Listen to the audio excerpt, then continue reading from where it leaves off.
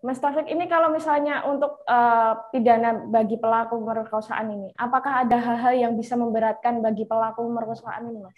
Hmm, ada Mbak Sila. Jadi ini penting ya, ini penting nanti bagi penyidik, penyidik baik di kepolisian, jaksa, sampai kemudian nanti di persidangan diperiksa oleh hakim. Ini penting untuk dimunculkan. Karena kalau sudah jadi aparat itu kan dia yang punya wewenang ya. Pasal berapa yang digunakan untuk menuntut, kemudian tuntutannya berapa tahun gitu.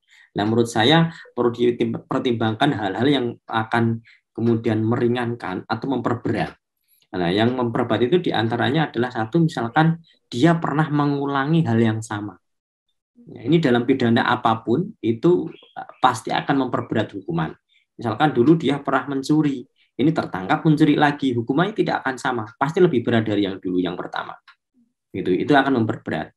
Begitu juga dalam pemerkosaan ini. Kalau orang pernah dihukum dalam kasus pemerkosaan, dia melakukan lagi pemerkosaan yang sama, nah dia akan mendapatkan hukuman yang lebih berat. Ini pertama. Yang kedua adalah korban yang lebih dari satu. Kalau korban ini adalah perempuan atau anak-anak yang lebih dari satu, ini akan menjadi alasan pemberat yang sangat kuat. Karena sudah bisa dikatakan ini tidak manusiawi begitu. Logika normal laki-laki itu kan memiliki istri satu atau kemudian dia bisa melakukan lagi poligami dan sebagainya, tapi ada aturannya. Ini sampai korbannya misal 6 atau 10, itu akan jadi pertimbangan hakim yang sangat kuat untuk kemudian menghukum bahwa orang ini memang seperti tidak ada penyesalan. Ya, manusia normal itu setelah melakukan kejahatan pasti ada rasa penyesalan, takut, dosa dan sebagainya. Nanti kalau ketahuan bagaimana? Kalau dia melakukan berulang-ulang, berarti dia secara mentalitas ini ada masalah nih di dalam dalam apa ya? Jiwanya begitu. Mungkin dia seorang pembunuh berdarah dingin mungkin gitu. Sehingga membunuh itu biasa saja. Nah, ini penting bagi penyidik dan hakim gitu untuk kemudian orang-orang seperti ini harus diberikan efek jera yang lebih berat. Karena kalau tidak bisa saja begitu keluar mengulangi lagi. Nah, ini yang salah satu pertimbangan pentingnya. Yang ketiga, setelah tadi mengulangan atau mengulangi perbuatan, yang kedua korbannya banyak atau lebih dari satu, yang ketiga anak-anak. Ya, kalau korbannya ini adalah anak-anak, ini di Indonesia ini kan termasuk negara yang sangat melindungi perempuan dan anak. Ya, makanya ada rencana undang-undang penghapusan kekerasan perempuan dan anak begitu. Nah, ini kalau sampai korbannya adalah anak-anak, batasannya kalau di Indonesia ini undang-undangnya 18 tahun, ini akan memperberat lagi. Makanya saya tadi sempat menyinggung soal kebiri gitu, itu bisa dilakukan ketika korbannya itu adalah anak-anak, Mbak Sheila. Nah, maka ini nanti penting untuk kemudian dicermati korban-korban yang tadi sampai hamil, bahkan 2 kali hamil itu dilakukan pada usia berapa.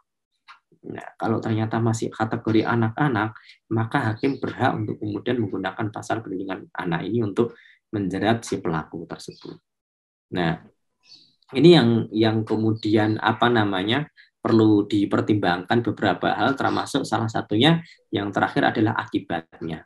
Akibat dari pemerkosaan tersebut itu sampai sejauh mana. Kalau benar dia suka sama suka, maka tentu tidak ada beban bagi si perempuannya. Ya, kalau dikatakan suka sama suka, tetapi kalau dipaksa pasti ada bekas luka, pasti ada pemaksaannya, ada gangguan jiwa nanti bagi si korban tersebut, bahkan mungkin sampai luka-luka berat dan meninggal dunia. Nah, akibat ini akan menjadi pertimbangan. Sama-sama melakukan pemerkosaan, misalkan pidana si A, si B, dan C, tetapi kalau korbannya ini akibatnya parah, sampai ada gangguan kejiwaan, bahkan luka-luka dan meninggal dunia, ini akan memperberat juga. Begitu. Jadi itu beberapa hal Mbak Sila yang kemudian saya kira harus dipertimbangkan, harus lihat oleh penyidik. Salah satu yang terakhir yang tidak lupa adalah pelakunya ini siapa. Nah, pelaku ini akan diperberat itu ketika satu dia seorang aparat penegak hukum. Kalau dia seorang aparat yang harusnya melakukan pencegahan tersebut tapi malah melakukan, itu ada pemberatan. Ya, sama seperti misalkan ini si ustadz ini nanti akan menjadi pertimbangan juga oleh hakim.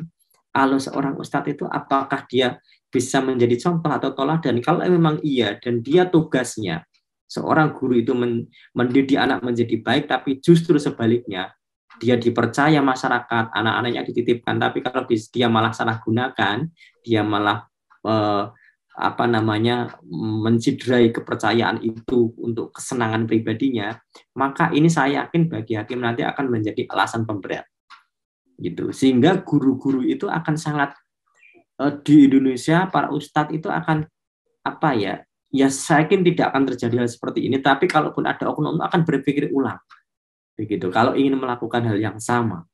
Karena ini guru ini kan orang yang dipercaya ya, ustadz atau kiai ini di pondok itu kan orang masyarakat kampung, masyarakat kota titip anaknya supaya dididik, supaya bisa mengerti agama begitu. Nah kok malah dilakukan seperti itu. Terima kasih sudah nonton. Jangan lupa like, subscribe, dan share ya.